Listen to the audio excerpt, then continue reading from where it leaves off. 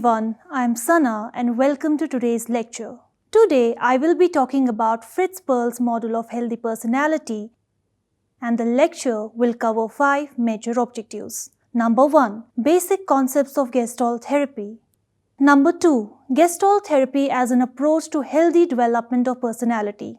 Number 3. Some other aspects of personality given by Fritz Perls. Number 4. Development of personality, and number 5, the nature of here and now person. Before we begin, let us talk about Fritz Perls. Friedrich Salomon Perls was born in Berlin in 1893. Born in a Jewish family, he was a well-known psychotherapist. Perls came up with an original method of psychotherapy known as Gestalt therapy. Gestalt therapy, according to him, did not only deal with symptoms or character structure alone, but with the total existence of a person. This view claims that regaining self-awareness, which is lost when a psychiatric disorder manifests, is one of the main goals of Gestalt therapy. This is achieved through regaining the person's capacity for differentiation, which enables them to distinguish between aspects of themselves that truly define them as individuals, as well as between those aspects that frustrate them. Perls defined health as, I quote, an appropriate balance of the coordination of all what we are. As a teenager, Perls was drawn towards the work of Sigmund Freud, and as such, he trained in psychoanalysis at the Berlin Institute of Psychoanalysis and in Vienna. It was only after he was rejected by his peers at a psychoanalytic conference that he developed his own therapy and philosophy along with his wife, Laura Perls. Gestalt therapy derives many of its theories from Gestalt psychology, although the approach to therapy does not completely mirror Gestalt psychology. It also incorporates aspects of Freudian and Reichian psychology. Gestalt therapy is considered a humanistic, existential psychotherapy and emphasizes the present moment. The practice uses cognitive insight into current experiences and stresses mindfulness, encouraging a client to explore creativity to achieve satisfaction in areas of life that may have otherwise been blocked. The basis of this approach to therapy is the client's own awareness of behavior, emotion, feelings, perception, and sensation.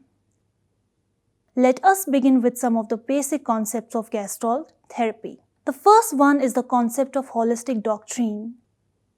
The human being is an integrated whole. Perls specifically objected to the traditional notion of mind-body split.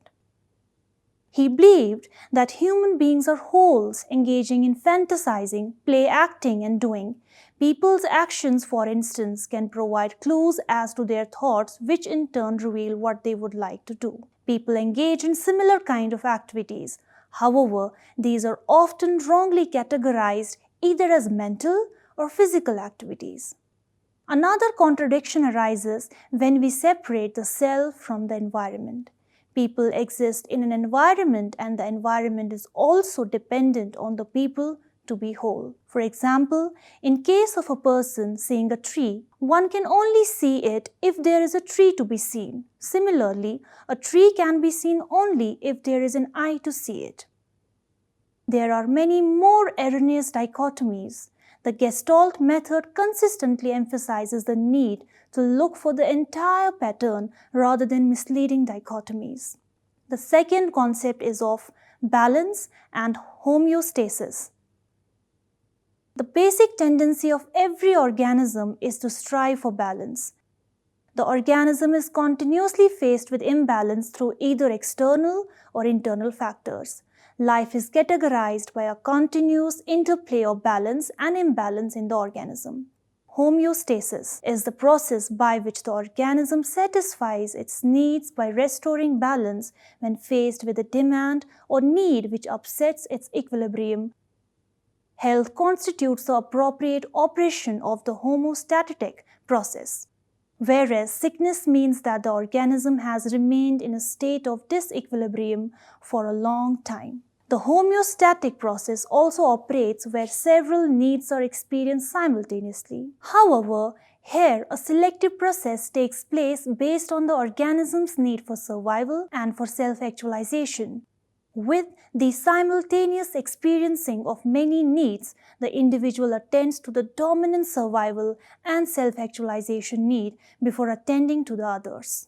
In other words, the dominant need or the need which presses most for satisfaction becomes the foreground figure while the other needs recede, at least momentarily, into the background. Now, let us discuss Perls' approach to personality, that is, Gestalt therapy.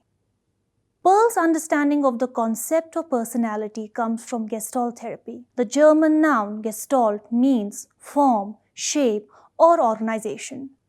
The term is used to denote a sense of wholeness or completion. It is generally focused with how we perceive the world around us.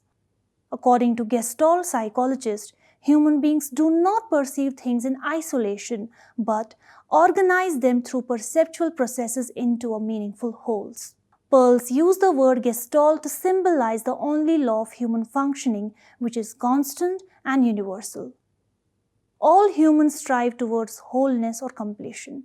If due to any reason this wholeness is not achieved, it can prove to be harmful for the person and can result in what Perls called an unfinished situation.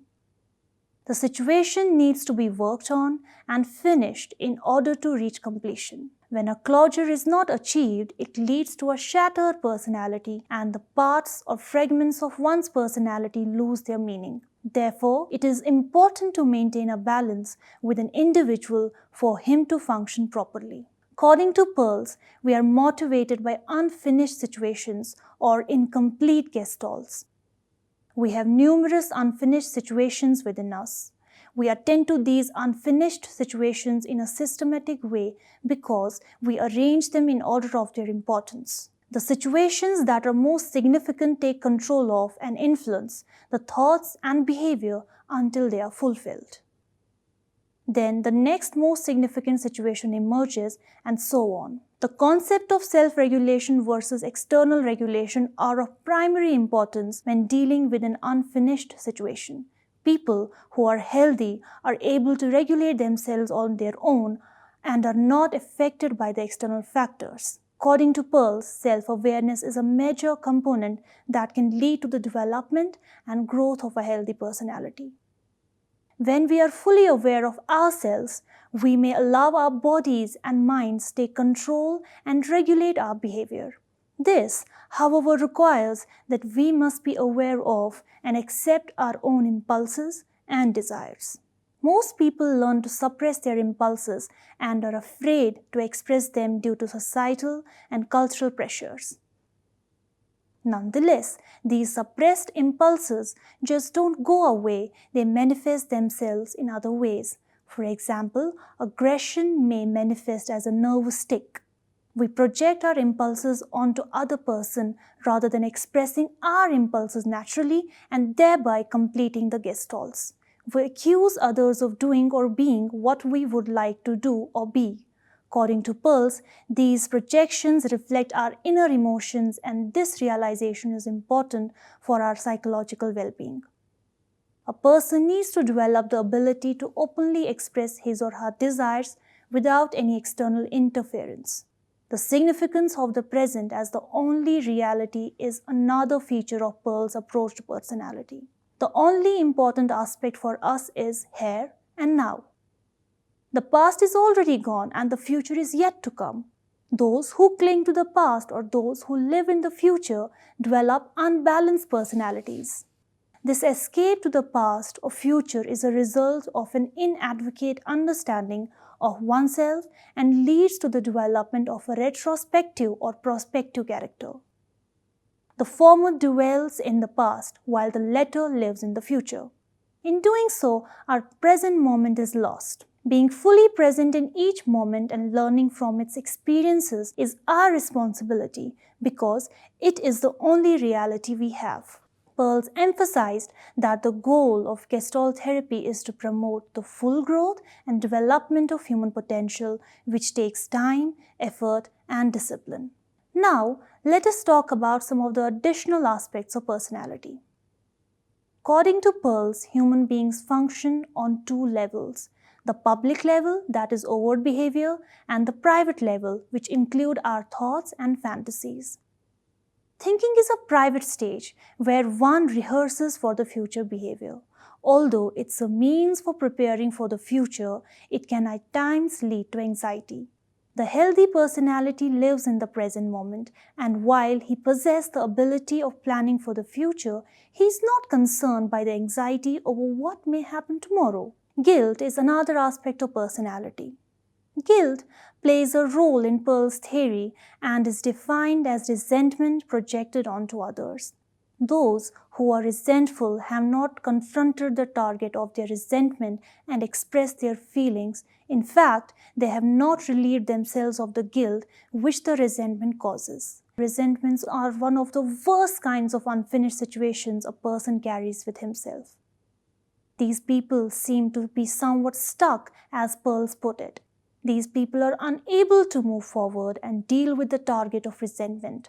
What could be beneficial here is that a person expresses the resentment in order to move beyond and be relieved of the guilt which the resentment is causing. Another aspect of personality is awareness. Awareness is a key for psychological health in the system. We must be aware of our unfinished situations, our impulses and yearnings, of the here and now, and of our resentments. There are 3 levels of awareness. Awareness of the self, awareness of the world, and awareness of the intervening fantasy between the self and the world.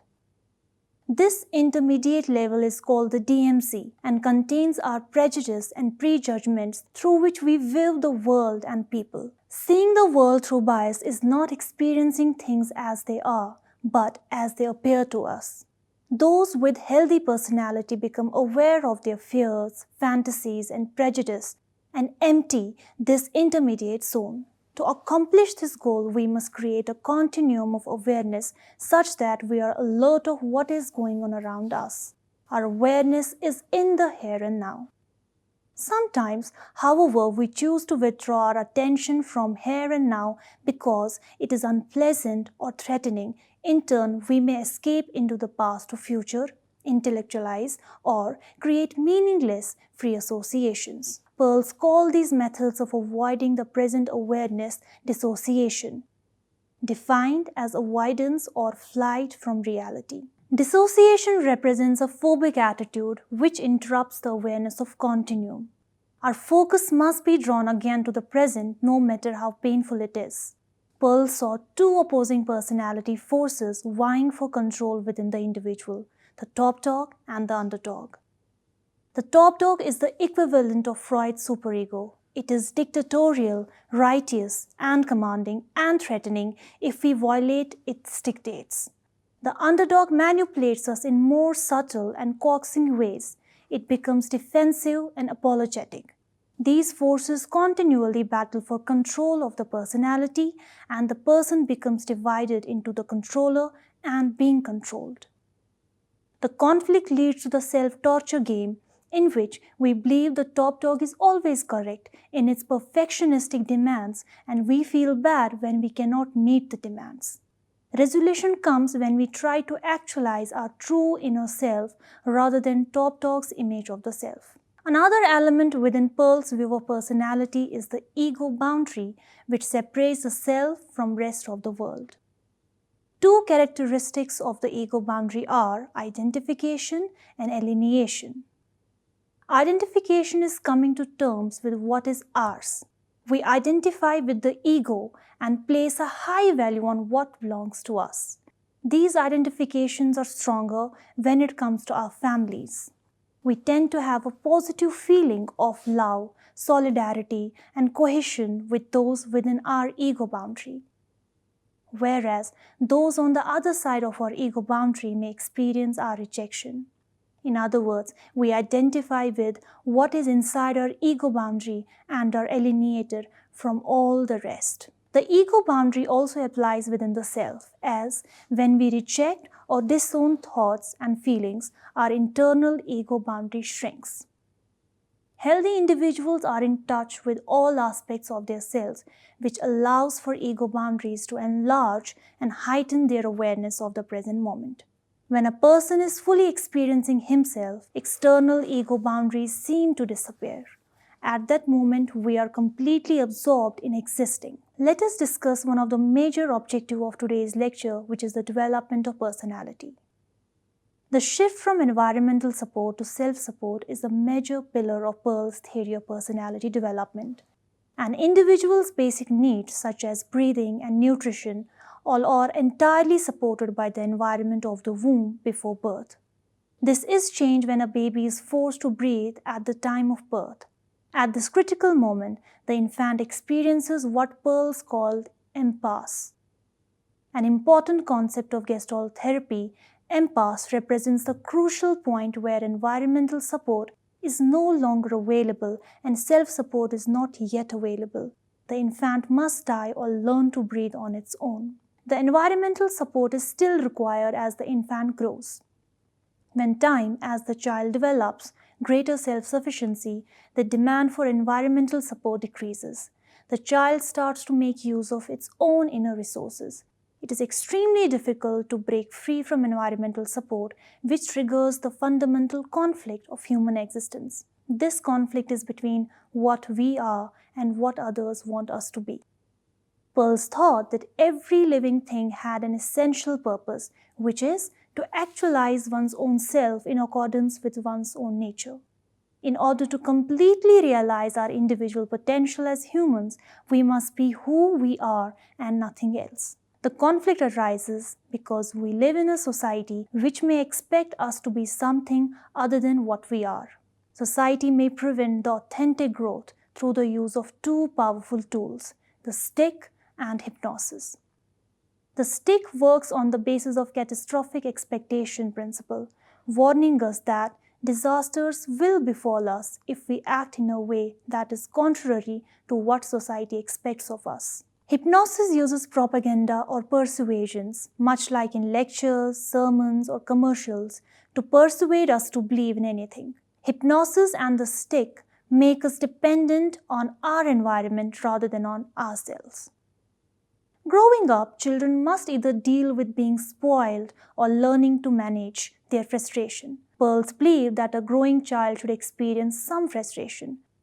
Without frustration, there is no reason for the child to develop abilities and discover the excitement of being able to do something on its own. Perls thought that when children are spoiled or don't feel enough frustration, they get stuck. They use their energy to manipulate their parents for support. When children learn effective means of manipulation, they have acquired character. And the more fixed a character is, the less unique potential one can express because the behavior becomes rigid and predictable. The healthy alternative is to substitute self-support for environmental support. This task is the ultimate goal of personality development. We must actualize our potential by behaving in ways that truly reflect Perls' version of supreme psychological health. This brings us to the last topic of today's lecture, which is the nature of here and now person. The here and now person is securely grounded in the present moment of existence, recognizing that the only reality we have is of the moment. Such persons have no need to look backward or forward to find past or fantasies and visions of the future. Their focus, awareness, and satisfaction depend on their moment-to-moment existence in the real world. Psychologically, healthy persons have full awareness and acceptance of who and what they are. They understand and accept their strengths and are aware of their potentials as human beings. They know what they have the ability to do or be. They are also aware of what they cannot do or be. They do not maintain ideals or goals they know they cannot reach. Not only do they recognize and accept themselves, but they are also able to express their impulses and yearnings openly and fully without inhibition or guilt. Psychologically, healthy persons are sufficiently secure to let everyone know what they are feeling or thinking or desiring at any moment. Healthy persons are capable of taking responsibility for their lives. They recognize that they alone are responsible for what they make of their lives. They are completely in touch with the self and the world.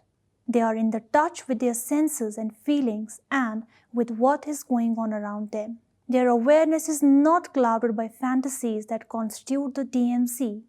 They dwell less in their intermediate mental world and more in the real world. They are able to express their resentments openly, living a life free of external regulation.